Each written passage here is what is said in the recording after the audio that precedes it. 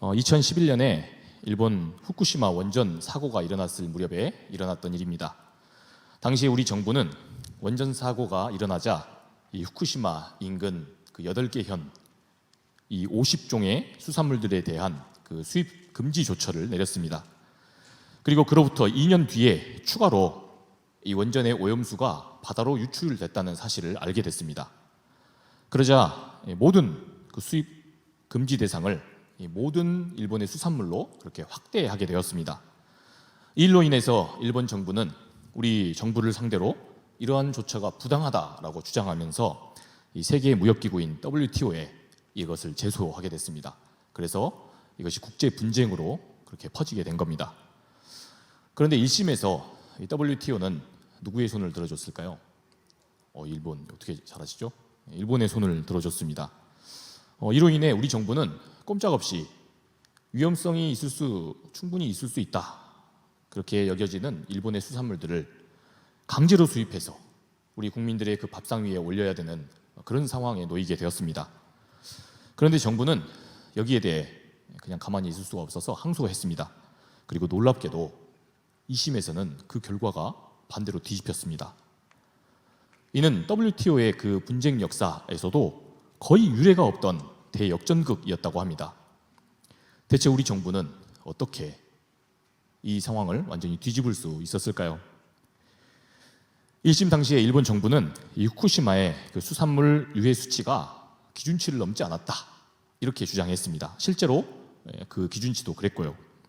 그러니 한국 정부의 이러한 수산물 금지 조치가 너무 부당하다, 이렇게 주장했던 겁니다. WTO는 바로 이 주장을, 일본의 이러한 주장을 받아들여서 저희가 패소하게 됐던 겁니다. 그런데 이에 대해서 우리 정부의 소송단은 결심했습니다. 이 1심 때 이 패배할 수밖에 없었던 그 프레임, 즉 일본이 내세웠던 그 수산물 유해성을 앞세우는 그 논지를 가지고는 승산이 없다라고 판단을 했습니다. 그래서 우리 정부가 어떻게 했느냐, 2심을 준비하면서는 이 수산물 유해성 프레임을 과감하게 버렸습니다. 그리고는 완전히 다른 관점에서 이 문제를 접근해서 새롭게 항소에 임하게 됐습니다. 그것은 바로 특수성의 프레임이었습니다. 무슨 프레임이요? 특수성. 그러니까 이 프레임의 핵심은 이렇습니다. 우리 한국은 지리적으로 일본과 어떻게 돼 있습니까? 가장 가까이 있습니다. 가장 인접한 국가라는 겁니다. 그러니 이 원전 사고라고 하는 아주 특수한 상황, 또 동시에 어떤 특수한 상황이 겹쳐 있습니까? 인접 국가라고 하는 이 특수한 상황이 반드시 고려돼야 한다는 겁니다. 그러니 이 유해 기준에 미치지 못했다, 이것만 따질 것이 아니라 잠재적 위험성도 충분히 고려했어야 했다는 겁니다. 그런데 1심의 결정은 어땠다는 겁니까? 이것을 간과했으니 여기에 문제가 있다, 이게 적절치 않다, 이런 논리를 펼쳤던 겁니다. 여러분, 이러한 시선과 그 문제에 대한 프레임을 바꾼 결과로 승소하게 됐습니다. 관점의 전환, 이 프레임과 시선을 바꾸는 그 지혜로 이러한 결과를 뒤집을 수 있었다는 겁니다. 여러분, 그렇습니다. 우리에게 프레임이 참 중요합니다. 상황과 내 사태를 보는 그 관점을 우리가 바꿀 수 있어야, 그래야 우리에게 처한 그 문제를 이겨낼 수 있습니다. 내 상황, 내 문제, 내 삶의 의미와 그 가치를 아주 새롭게 보고 새롭게 읽어낼 수 있어야만 어려움과 위기를 극복할 수 있다는 겁니다. 오늘 우리는 우리에게 주시는 이 하나님 말씀에서 이러한 위대한 신앙의 이야기를 듣게 됩니다. 기도함으로 또한 성령 충만해진 그 이들의 프레임이 바뀐 결과, 이 시선과 관점이 달라진 결과로 한 사람을 구원에 이르도록 하는 역사를 우리가 목격하게 됩니다. 바라기는 오늘 말씀을 통해서 이러한 프레임과 시선이 달라지는 그 은혜가 우리에게도 있기를 축복합니다. 이 시간 말씀 1절, 2절 말씀을 함께 보겠습니다. 제9시 기도 시간에 베드로와 요한이 성전에 올라갈새 나면서 못 걷게 된 이를 사람들이 메고 오니 이는 성전에 들어가는 사람들에게 구걸하기 위하여 날마다 미문이라는 성전의 문에 두는 자라. 아멘. 오늘 이 말씀을 보면 성령 강림의 역사를 경험했던 베드로와 요한이라고 하는 사람이 나옵니다. 이들은 유대 시간으로 제9시, 그러니까 우리하고 좀 시간셈이 다른데 오후 3시라고 보면 되겠습니다. 정해진 그 시간에 기도하러 가게 됐습니다. 그런데 하필 이때 태어나면서부터 걷지를 못했던 사람, 뒤에 말씀을 보면 이 사람이 약 40세 되었다고 이야기를 합니다. 이 나면서부터 걷지 못했던 이 사람, 그래서 40년 동안이나 걷지 못했던 이 사람을 다른 동료들이 메고 왔습니다. 그리고 이들은 이 사람을 이 미문이라고 하는 성전 앞에 날마다 뒀다라고 이야기하고 있습니다. 그렇게 이 사람이 이 성전 미문에서 뭘 했느냐? 성전으로 들어가는 사람들에게 구걸을 했다는 겁니다. 한 푼만 좀 도와주십시오. 그렇게 구걸했다는 거죠. 여러분, 성전이 어떤 곳입니까? 하나님을 찬양하고 주님의 말씀을 듣는 곳입니다. 하나님을 예배하는 곳입니다. 그렇게 하나님과 만나서 교감함으로 하나님께 우리의 기도로 우리의 마음을 아뢰며 삶의 문제를 놓고 그렇게 하나님께 간절히 매달리며 그 문제를 풀어갈 힘과 용기를 얻는 곳이 성전입니다. 그런데 이 사람은 태어나면서부터 걷지를 못하는 그의 형편과 또 그로 인한 처지로 인해서 슬프게도 성전 앞에서 뭘 했다는 겁니까? 구걸을 하고 있었답니다. 날마다 누가 자기를 도와줄 것을 구걸했다는 겁니다. 학자들은 이 사람이 구걸하고 있던 그 문이 니카노르라고 하는 문이었다고 합니다. 이 니카노르 문은 청동의 문이라고 그렇게 불리기도 했습니다. 유대인 역사가였던 이 요세푸스는 자신의 그 유대 전쟁사에서 이 문에 대한 이야기를 합니다. 이 문은 아주 화려한 그런 청동 장식으로 되어 있었는데 은과 금이 뒤섞인 그런 좋은 장식과 또한 그 높이가 무려 지금의 아파트 한 7층 높이 정도가 됩니다. 그 당시 건축물로는 정말 유래를 알아볼 수 없을 정도로 큰 문이었던 겁니다. 이러한 정황이 우리들의 마음을 더 뭔가 가슴 아프게 만들고 있습니다. 왜냐하면 여러분, 성전이 아름다울 수 있는 것은 왜입니까? 우리가 이곳에서 하나님을 만날 수 있기 때문입니다. 또한 하나님을 만남으로써 우리 삶의 문제들에 여기에 대해서 우리가 구원받을 것을 기대할 수 있기 때문입니다. 그러나 나면서부터 걷지를 못했던 이 사람은 여기에 대한 해당 사항이 아예 없었던 겁니다. 그는 그저 자신의 그 형편과 걷지 못하는 그 처지로 인해서 늘 이 성전 앞에서 구걸을 하던 사람이었다는 겁니다. 조금만 거기서 더 걸어 나아갔다면 하나님을 찬송하고 예배하는 모습이 보였을 겁니다. 그랬다면 오늘 말씀 속에서는 이 성전 문짝이 아니라 바로 이 사람이 아름다운 모습을 하고 있었다라고 말씀했을 겁니다. 그런데 안타깝게도 그는 아주 무기력한 모습으로 이곳에서 주저앉아 구걸을 하고 있었다는 겁니다. 그가 할 수 있었던 것이라고는 그저 성전의 그 외형을 오랫도록 관찰했습니다. 그렇게 관찰한 끝에 가장 웅장하고 가장 아름다운 이 문 앞에 내가 주저앉아 있어야, 그래서 최대한 불쌍한 모습을 하고 있어야, 그래야 유력한 사람들을 통해서 내가 돈을 좀 얻을 수 있겠구나. 오늘 하루 내 먹을거리를, 또한 내 억울한 이 형편과 그 처지를 뭔가 좀 가려줄 그런 재물을 얻을 수 있겠구나. 이렇게 구걸을 하고 있었다는 겁니다. 그런데 이 불쌍한 사람에게 드디어 기적적인 은혜의 역사가 일어납니다. 우리 다 함께 3절에서 5절 말씀을 보겠습니다. 그가 베드로와 요한이 성전에 들어가려 함을 보고 구걸하거늘 베드로가 요한과 더불어 주목하여 이르되 우리를 보라 하니 그가 그들에게서 무엇을 얻을까 하여 바라보거늘. 아멘. 여러분 자세히 보시면 제가 밑줄을 3개밖에 안 그었는데 여러분 이 세 구절에 보다라고 하는 그 동사가요 4번 나옵니다. 3개의 단어가 4번 나오게 됩니다. 이 나면서부터 걷지 못하던 사람이 보았다라고 하는 단어는 헬라어 호라조라는 단어입니다. 이건 그냥 평이하게 이 사람이 말 그대로 일상적인 기대를 가지고 베드로와 요한에게 돈을 구걸하면서 무언가를 기대하며 봤다라는 뜻입니다. 그런데 날마다 구걸해 오던 그의 경험적 이 눈썰미가 적중했던 까닭일까요? 4절에 보면 베드로와 그 요한이 이 나면서부터 걷지 못한 사람, 이 사람을 쳐다보니까 이 사람들도 이 나면서부터 걷지 못한 사람을 주목했습니다. 여러분, 그런데 여기서 주목하여 봤다라고 하는 그 단어가 좀 예사롭지 않습니다. 이 아테니조라고 하는 단어를 썼습니다. 이 단어는 누가가 사도행전에서만 10번을 쓰고 있는 단어인데 이건 그냥 단순히 본다는 그런 단어가 아닙니다. 이 아테니조라고 하는 단어는 어떠한 신적인 능력이 임하는 상황 중에 쓰는 단어입니다. 한마디로 하나님의 역사를 일으키는 시선. 그래서 사람이나 사태를 아주 찌를 듯한 통찰력으로 꿰뚫어 보는 것을 의미합니다. 그러니까 베드로와 요한, 성령 충만해졌던 사람, 이들은 기도하던 이들이었기 때문에 바로 이 사람을 그냥 지나칠 수 없었다는 겁니다. 그래서 주목하여 보았다는 겁니다.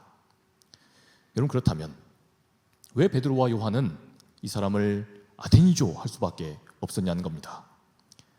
무슨 까닭에 이 사람을 뚫어져라 쳐다볼 수밖에 없었냐는 겁니다. 여러분, 실은 이들에게 그럴 만한 이유가 있었습니다. 결론부터 말하자면 이들은 지금 나면서부터 걷지 못해서 지금 성전 미문에 앉아 구걸하고 있는 이 사람, 바로 이 사람을 통해 과거의 자기 자신들의 모습을 봤습니다. 불과 얼마 전까지만 해도 지금 이 사람과 별반 다르지 않았던 자기들 자신들의 모습을 보았다는 겁니다. 이들도 결핍의 땅 갈릴리에서 살던 사람들입니다. 늘 어려운 처지 속에서 낙심하며 살 수밖에 없었던 결핍의 사람들이었습니다. 혈통의 결핍이 있어서 혈통이 순수하다 하지 못하다 해서 소외된 마을에서 가난하게 살았습니다. 그렇게 소외된 데서 살다 보니 또한 헤롯 정부와 로마의 횡포로부터 늘 시달릴 수밖에 없었습니다.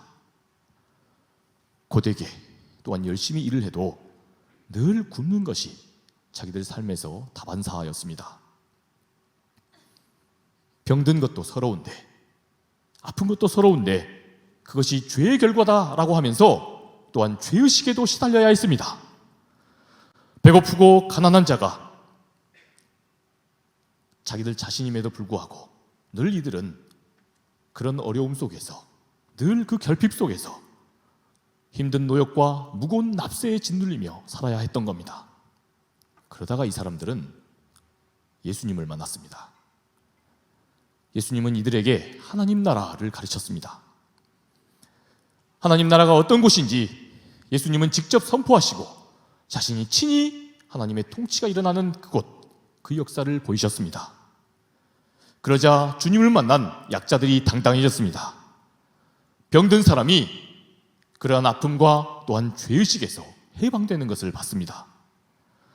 또한 배고프고 가난하던 현실에서 먹고 마시는 역사가 일어났습니다.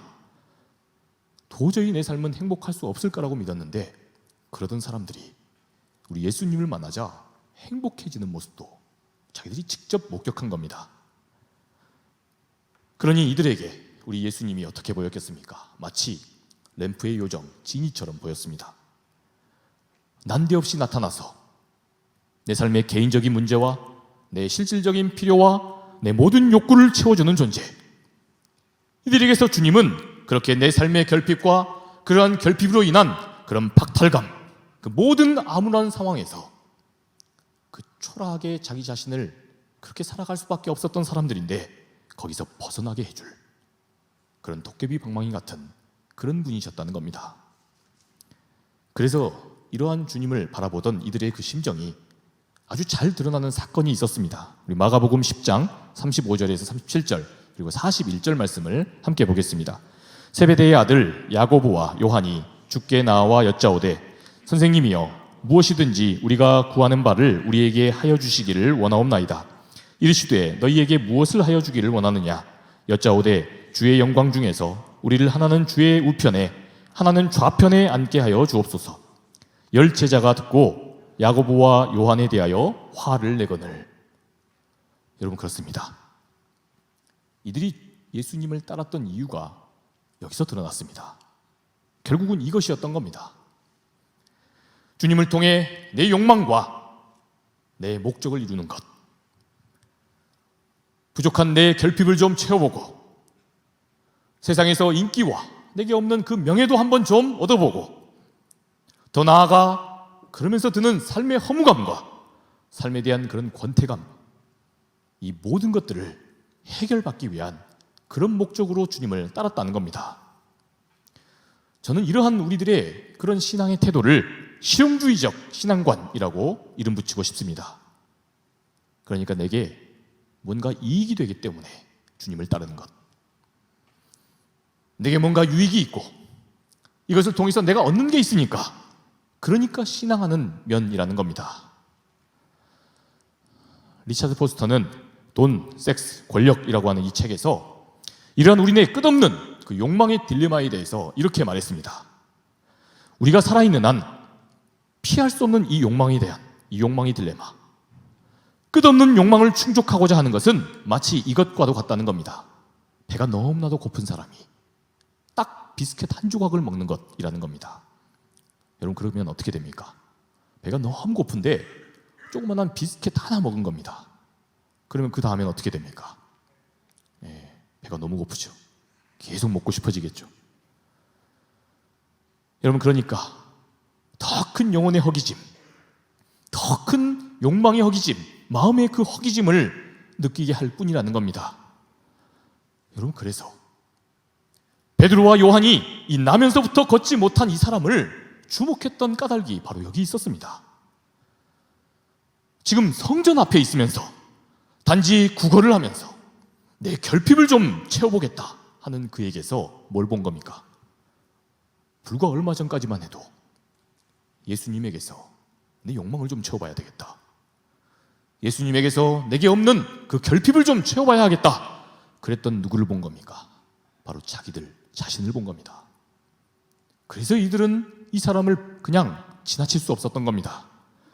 그래서 이들은 이 사람을 뚫어져라 주목하면서 아데니죠 할 수밖에 없었다는 겁니다. 여러분, 그래서 베드로가 뭐라고 이야기했습니까? 우리 다 함께 6절, 7절을 읽어봅시다. 베드로가 이르되 은과 금은 내게 없거니와 내게 있는 이것을 내게 주노니 나사렛 예수 그리스도의 이름으로 일어나 걸으라 하고 오른손을 잡아 일으키니 발과 발목이 곧 힘을 얻고. 아멘. 여러분, 베드로는 이렇게 선언했습니다. 은과 금은 내게 없어도 은과 금은 내게 없거니와, 이렇게 선언했습니다. 여러분, 베드로는 지금 바로 이 사람의 문제, 이 사람과 이 사람의 상황과 이 사람의 그 사태를 이 사람과는 전혀 다른 시선으로 보고 있었던 겁니다. 여러분, 나면서부터 걷지 못하던 이 사람, 그는 왜 여기 주저앉아 있었습니까? 왜 성전 앞에서 주저앉아서 날마다 구걸하며 있었던 겁니까? 그는 자신의 불행의 이유가 은과 금이 없기 때문이다, 내게 지금 은과 금이 없는 탓이다, 이렇게 생각을 했던 겁니다. 하나님을 만나서 우리 인생의 궁극적인 그 문제를 해결받을 이 성전 앞에 있으면서도 꺼지지 않는 내 욕망과 나의 결핍을 채워줄 그 은과 금 한 조각의 비스킷만을 기대하고 바라고 있었다는 겁니다. 여러분, 그런데 곰곰이 생각해보면 진짜 그렇습니다. 자금의 우리 한국 교회와 또한 저와 여러분, 우리 성도의 문제 역시 이것과 다르지 않습니다. 여러분, 왜 우리가 주님의 제자로 지금 신앙생활을 하며 삽니다. 그런데 그런 우리인데도 왜 신앙을 갖고 살면서도 때로 공허감과 허탈감과 이렇게 사는 게 맞나? 이런 심정이 드는 겁니까? 왜 이런 마음이 우리에게서 떠나지 않는 겁니까? 여러분, 그것은 그동안 우리 한국교회가 어쩌면 일관성 있게 바라고 원하던 그 부흥과 양적인 성장, 그리고 성도 한 사람 한 사람 개인이 바라고 열망하던 그 기대가 결국 알고 보면 실용주의적 신앙관이었기 때문 아닙니까? 교회도 인력 대비 또한 재정 투자 대비 얼마나 성도가 많이 늘었고 재정이 얼마나 가시적으로 늘었는가, 이것으로 또 그 성직자의 영성과 그 리더십과 영적인 유능함을 평가하니까 목회자들이 무엇을 선포한 겁니까? 하나님을 믿으면 우리들의 은과 금의 문제가 해결된다, 이렇게 설교하는 것이 그동안 다반사였던 겁니다. 그러니까 교회가 오히려 오늘 말씀 속에서 성전 앞에서 지금 비스켓을 구걸하고 있고 은과 금을 구걸하고 있는 사람을 지금 교회가 양산하고 있었다는 겁니다. 그러니 교회 안에서 진정한 구도자를 찾아본다는 것이 이상하게도 어렵습니다. 내 삶, 나의 인생, 뭔가 좀 부족해도, 삶이 뭔가 내 뜻대로 잘 그렇게 펼쳐지지 않는다 할지라도 그래도 주님 안에서 결코 웃음을 잃어버리지 않는 한 사람, 그 한 사람을 찾아보기가 어렵게 되었다는 겁니다. 형편이 어려워도 한결같이 자기다움을 잃어버리지 않는 사람, 어려워도 끝까지 꿋꿋하게 용기 있게 참으며 그렇게 웃음을 잃지 않는 그 한 사람, 그 한 사람을 찾아보기가 어렵게 됐다는 겁니다. 지금 눈앞에 십자가의 위협으로 나를 죽이겠다는 그 세력 앞에서도 아주 담대하게 하나님 나라를 선포하셨던 우리 예수님 같은 그 한 사람을 우리가 교회 안에서조차도 찾아보기가 너무나도 힘들어졌다는 겁니다. 여러분, 저는 목회자로서 그 책임이 저 같은 목회자에게 있는 것이기 때문에 그래서 큰 책임을 통감합니다. 여러분, 한번 오늘 이 말씀 앞에서 우리가 진지하게 생각해 봅시다. 여러분, 우리가 이 땅을 살면서 경제적인 결핍, 또한 건강의 결핍, 관계적인 결핍, 여러분, 이러한 결핍을 우리가 진짜 우리가 바라는 대로 완벽하게 피할 수 있는 겁니까? 여러분, 그거 우리가 그렇게 생각하는 대로 벗어날 수 있는 거냐는 겁니다. 실패와 결핍과 문제와 그 어려움들, 여러분, 이것이 하나님께서 우리를 이 땅에 살 수 있도록 허락해 주셨기 때문에, 우리에게 생명을 허락해 주셨기 때문에, 그래서 산 사람들이 겪고 있는 현실 아니냐는 겁니다. 그러니 우리가 이것을 영영 벗어나서, 완벽하게 벗어나서 살 수 있냐는 겁니다.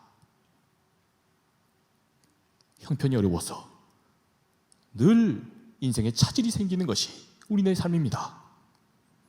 그렇게 원치 않던 인생, 그 우회로를 걷던 중에 그렇게 낙심하며 때로는 울 수밖에 없는 상황들을, 그런 슬픔을 느끼는 게 우리 삶의 실제 모습 아닙니까?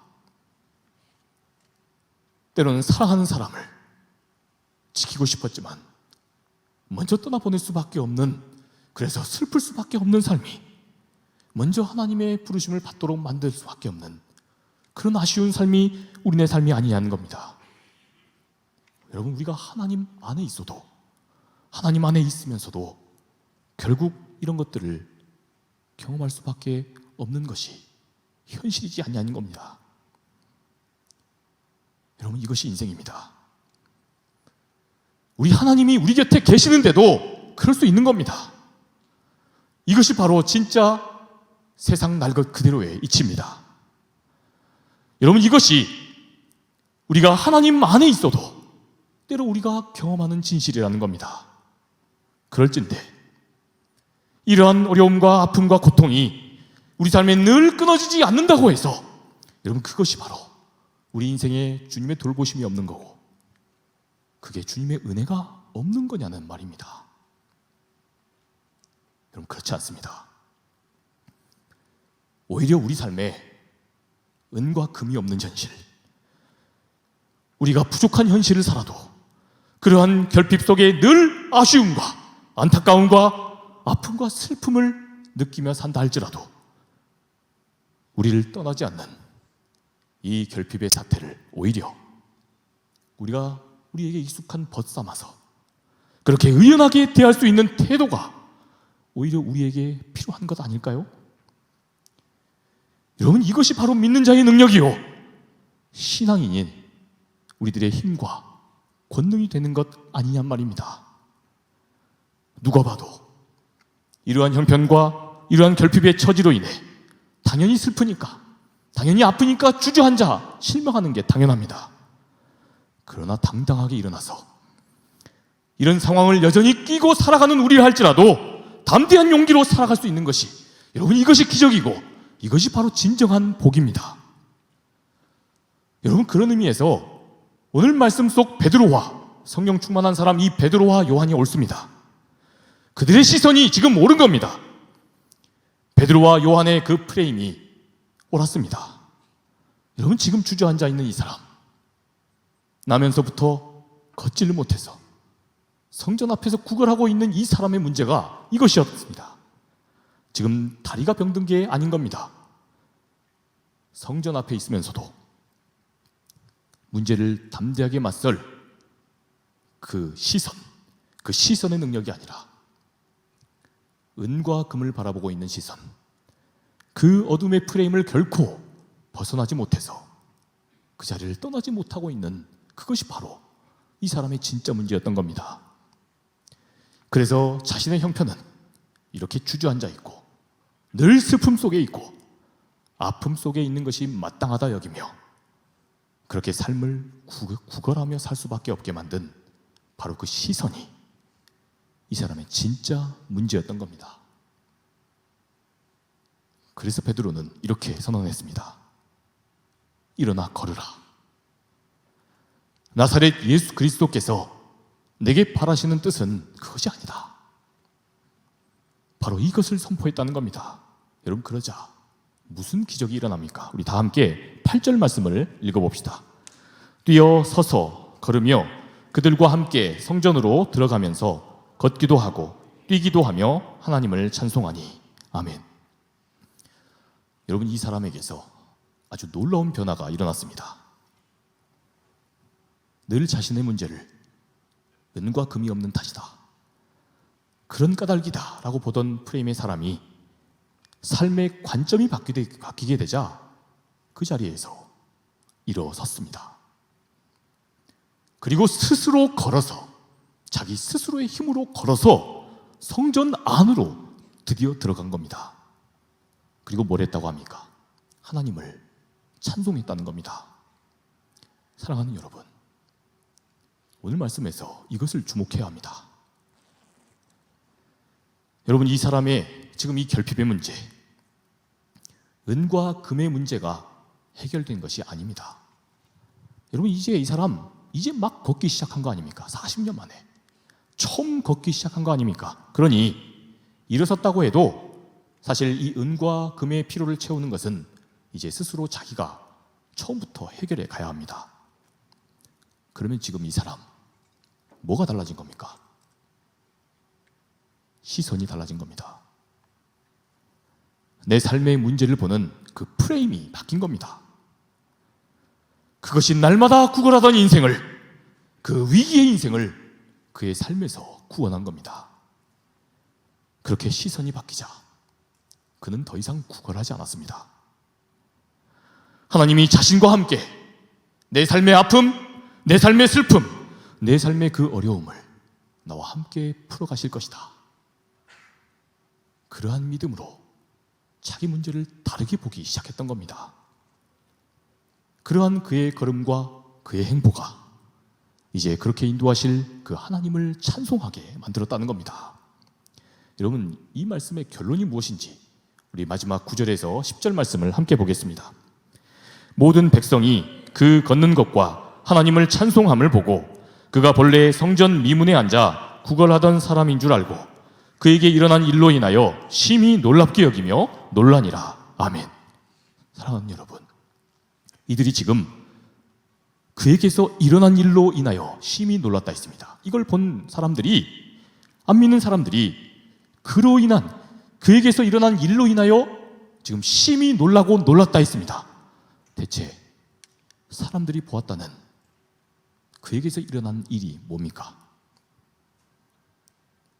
그가 본래 성전 미문에 앉아 구걸하던 사람임을 보았다는 겁니다. 그가 병이 나았고 다리가 다시 나았고 대단한 은과 금, 먹을거리를 얻었다가 아니고 자신의 문제가 온갖 결핍에서 왔다라고 여겼던 사람이, 그래서 늘 구걸만 하던 이 사람이, 자기의 욕망의 소리를 따라 그렇게 구걸만 하던 사람이 하나님을 보게 되었다는 것, 하나님을 보게 된 바로 이 기적, 이것을 보았다는 겁니다. 사랑하는 청년 여러분, 오늘 저와 여러분에게도 바로 이 시선의 기적, 관점이 바뀌는 기적이 일어나기를 축복합니다. 우리들의 문제, 우리들의 아픔의 현실, 우리들의 이별의 슬픔, 이것들은 우리가 언제고 또다시 겪게 될지 모릅니다. 여러분, 그러나 한 가지 분명한 것은 그러한 우리의 삶의 문제를 오늘 우리와 함께 풀어가시길 바라는 우리 주님께서는 우리가 어떠한 일을 만나고 어떠한 상황을 만난다 할지라도 우리와 함께 하실 것입니다. 반드시 우리와 함께 할 것입니다. 그러니 바라기는 바로 주님께서 우리와 지금 이 문제를 함께 하시며 이 아픔과 슬픔을 우리가 이겨나갈 수 있도록 우리와 함께 하신다는 이 사실을 바라볼 수 있는 그 시선의 기적이 일어나기를 주님의 이름으로 축원합니다. 이 시간 함께 찬양하면서 기도의 자리로 나아가겠습니다. 우리 예수의 이름으로 이 시간 찬양하면서 기도의 자리로 나아가겠습니다.